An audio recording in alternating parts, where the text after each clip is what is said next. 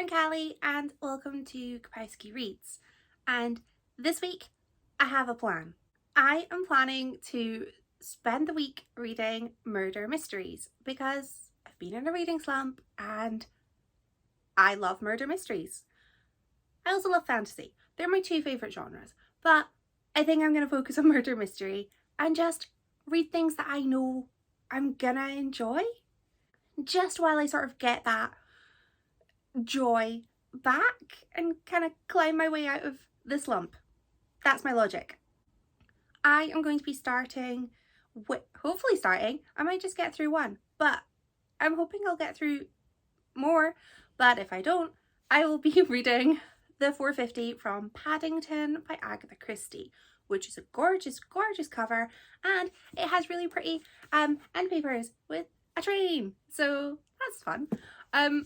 This is the November pick for Read Christie 2022, which is a book on a train. Fairly certain that that's the theme for this month. And this book is all about an elderly lady who is on a train after doing some Christmas shopping and witnesses a man strangling a woman on another train as the two trains pass each other. And nobody believes her. Nobody believes that she has witnessed a murder. And it just so happens that her very good friend is Jane Marple, who does believe her. And the book basically goes off from there. It is a really long time since I have read this, so I'm so excited to go back and give it a reread. I have seen the TV adaptation last year, I think, because I do an annual rewatch, but the TV adaptations and the books are often pretty different. So I'm really excited to go in and just read a good murder mystery. I will report back when I have updates. I finished it. I finished 450 from Paddington last night. Today is Wednesday, and I'm so excited because it means that there's time to fit in another book before the end of the week. But first I'm going to tell you about this book, and I loved it. But I think we all knew I was going to love an Agatha Christie book that I have previously loved. So that will surprise nobody. This book subscribed to one of my favourite settings for a murder mystery. Yes, the whole thing starts on a train, but then we get to go to a grand home with a dysfunctional family. And the body shows up on the grounds of the home of the Krakenforth family, which is a very wealthy family headed by a very curmudgeonly old man who is just determined to outlive his family because the longer he lives, the longer they don't get their inheritance. Simple. Every single member of that family just seemed dodgy, which I really enjoyed. I mentioned before that I have read this before, and I knew who it was, who done it, but I didn't see it coming. I felt it was so cleverly hidden, and there were suspects galore, and there were so many red herrings. There was just so much going on that it was a wild ride, and I absolutely loved the dysfunctional family element. And just, I mean, I could have bought it being any of them, to be honest with you. They all seemed like they were hiding something. And I just thought that was so exciting. I really enjoy when it's not clear who did it and that there are loads and loads of suspects. I mean, in this book there were, I would say, about 6 suspects. And there was a valid argument for it being any of them. This was a Miss Marple book, but there wasn't a whole lot of Miss Marple. Miss Marple calls in the aid of a woman who had previously helped her as a sort of home help when she needed it. And she calls upon the help of Lucy Islesborough, who's basically your go-to if you want your life to be well managed. So Lucy ends up basically taking on the kind of investigatory role that I would probably have preferred Miss Marple to do, and I think that's probably the only downside I have to this book, because I would have loved more Miss Marple, but I do think that the very short part of the book that Miss Marple features in, she just does so well. She puts together all of the little bits and pieces that everybody else has found and just cannot make head nor tail of. And I do feel like she is an integral part of this story. I really enjoyed the way that this book was so much more than a murder mystery. Yes, there was a murder mystery, but there was also questions of identity, of family secrets, there was romance. I do kind of like the Marples all kind of, maybe not all, a lot of the Marples do seem to have an element of romance in there as well, and it doesn't take away from the story, and I quite like that, because I think I would get annoyed if it turned into a romance novel, but it's still first and foremost a murder mystery, and I absolutely love this. I think that the delivery of the big grand reveal was just so exciting, because I did not remember that it happened this way, and I thought it was so just unexpected, and I love a grand reveal. Miss Marple does it in this book in a very Poirot fashion, which really did appeal to me as an Agatha Christie fan. I love the more dramatic a reveal, the better. I also feel like this is such a fast-paced book. This took me 4 days to get through, but I'm in a reading slump. I think if I weren't in a reading slump, I probably could have gotten through this in the best part of a day, because it was just so Moorish and the pacing was just perfect. I wanted to keep reading, I just couldn't concentrate to do so. So I made it last. I just thought that this was such a fun concept for a murder mystery. That sounds quite horrible, but a fun concept of murder happens on a train. There's a witness who kind of sees but doesn't really see enough, and then it all goes from there. And I love the way that Miss Marple basically had very little to go on and ends up solving a huge mystery and discovers so much about this family who had many a hidden secret. This was super fun. I'd highly recommend this. And speaking of Agatha Christie, I received a gift today. My boyfriend went to Waterstones today and he bought me a gift. 2 gifts. I'm very grateful. I mean, he knows I'm grateful. I thanked him.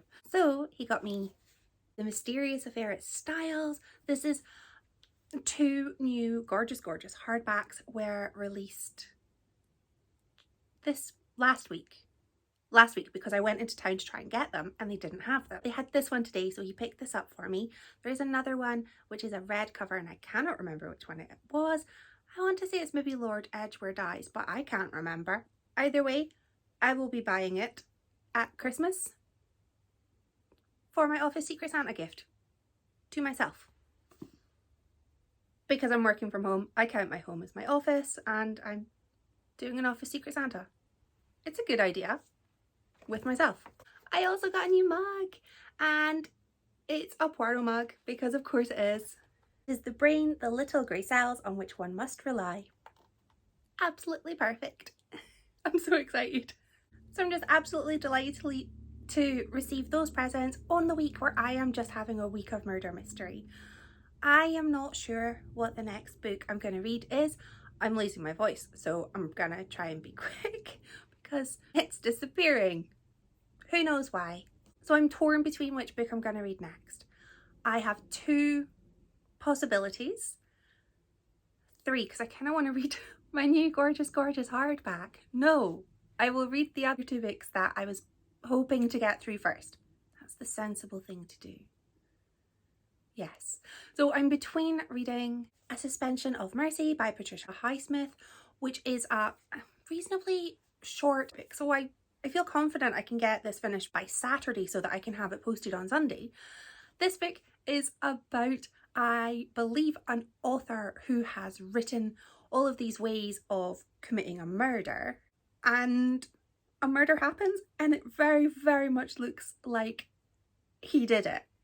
So that seems really fun and really exciting, and I really do want to read this. but there is another book that I kind of I don't have to read it right now, but I kind of really want to. And it's An Act of Foul Play by T.E. Kinsey. A Lady Hardcastle mystery. I do love the Lady Hardcastle series, so I'm pretty excited to read this also. And this murder takes place at the theatre. And yeah. A body appears at the opening of the second act, just on stage, and Lady Hardcastle is brought in because she's there anyway for the show. She's asked to help try and get to the bottom of things. So in an ideal world, I would read both of those books because I really, really want to read both of those books, and I will read them, but I don't know if I have time to read them both for this vlog. Who knows? I could surprise myself and get through them both. I kind of hope I do.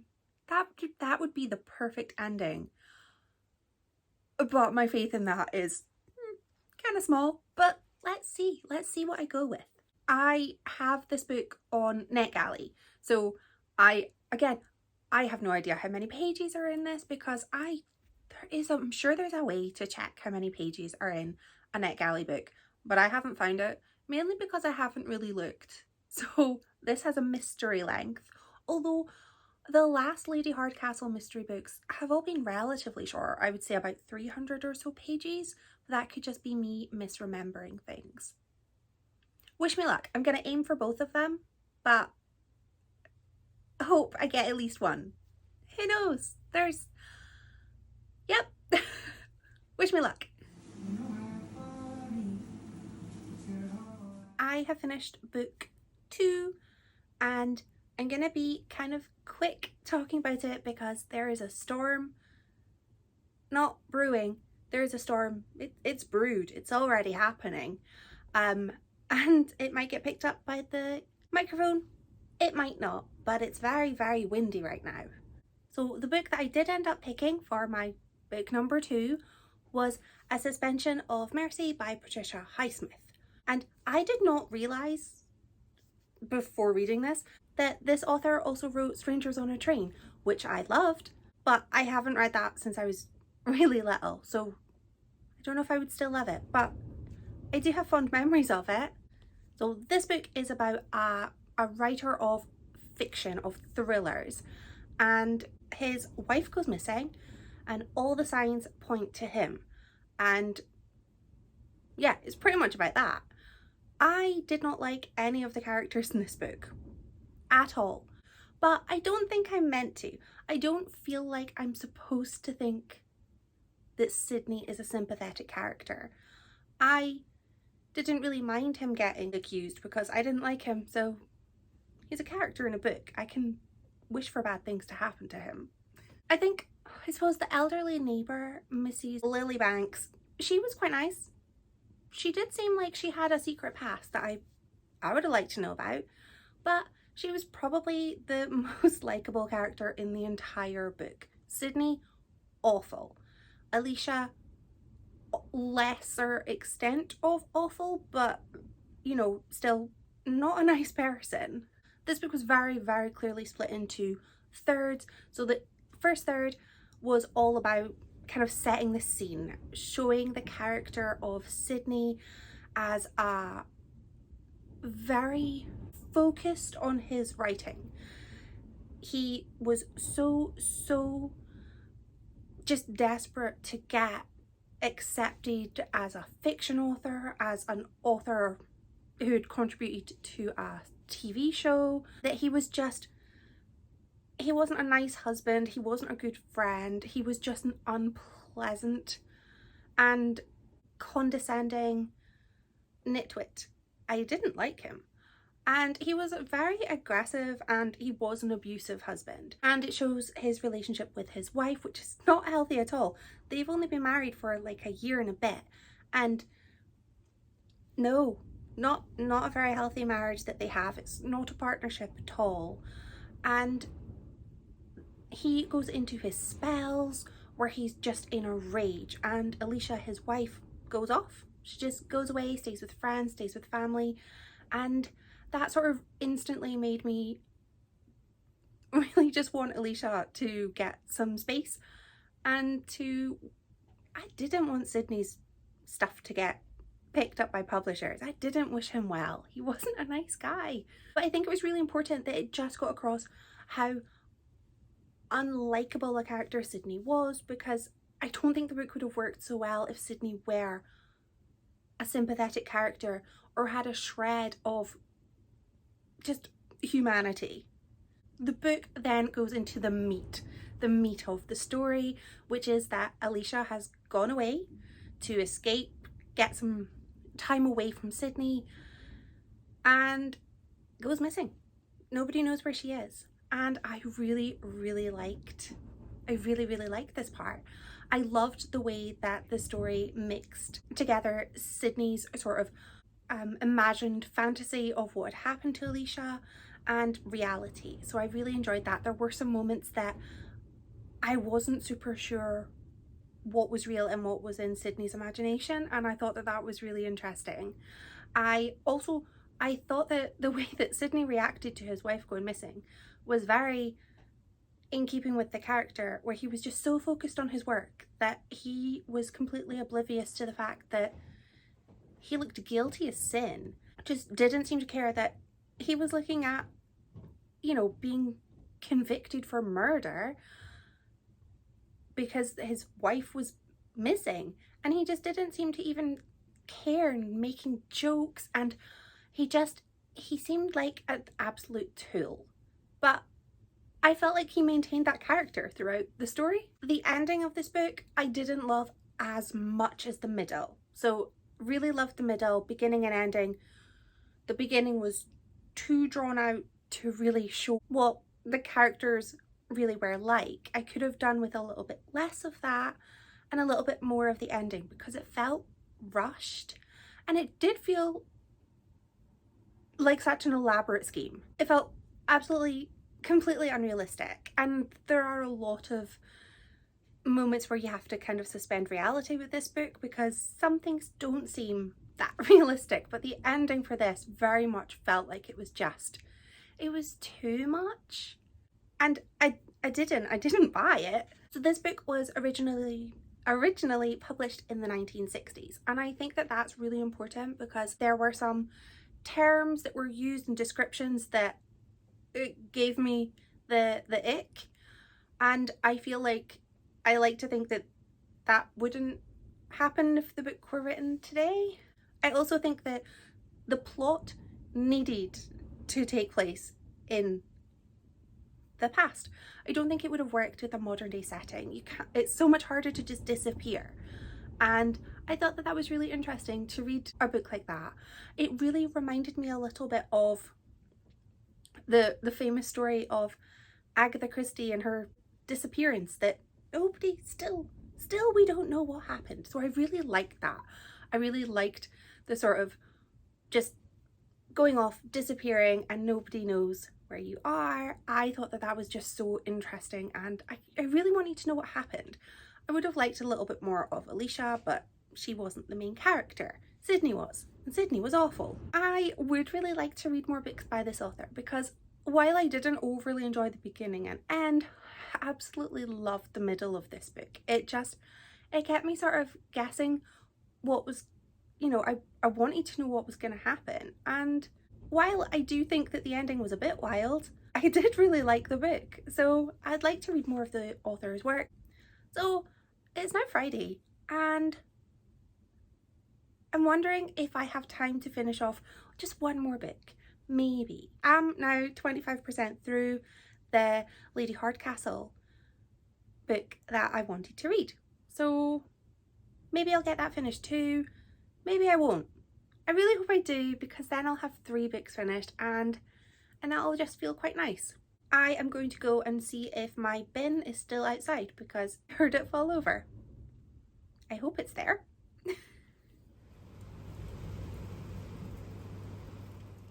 Well, I did it.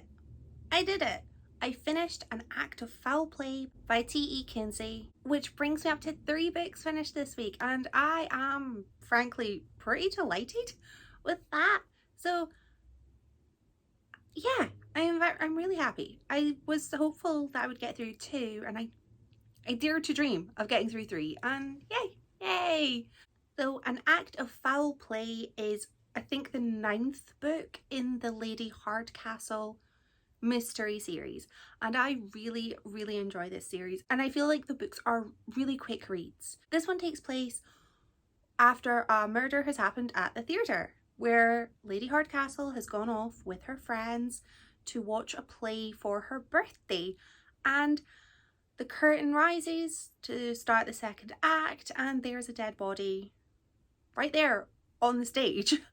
And Lady Hardcastle ends up being heavily involved in the investigation of this murder, because the police detective who is in charge of the case is not very good. So a more competent police detective calls in Lady Hardcastle to help, and she does.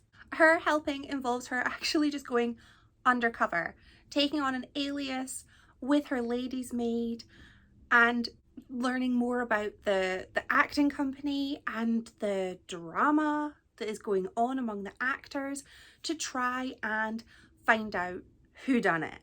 And I really enjoyed this book. I thought it was super quick to read, and I found myself wanting to read it. I found myself not wanting to put it down, which is such a great thing. I'm delighted about that. I really enjoy the character of Lady Hardcastle and her relationship with Flo, who is her lady's maid, and in my mind, her lover. I choose to believe that that is the case and cannot be told otherwise. And this book also includes Flo, her lady's maid, her twin, which just adds to the excitement there, because Lady Hardcastle and Flo have just gone jet-setting and just basically saving the world from all of these mysteries in their previous books. So it's really nice to have them at home in the UK in a really sort of cozy environment in a little village where it should be all peaceful, but they do find themselves caught up in a murder and investigating goings on in the village, and it just was really just a quaint little mystery, and I loved it. I loved the characters. I felt like it was pretty obvious from the beginning who done it. I thought it was really obvious who the killer was. I didn't think it was obvious why the killer did it, which I did appreciate, but there was a reveal shortly before the grand reveal. There was a chapter which kind of gave a little bit of a backstory that I felt gave me that motive, and I sort of put two and two together, and that kind of reduced my enjoyment a little bit by having it be so obvious who the killer was.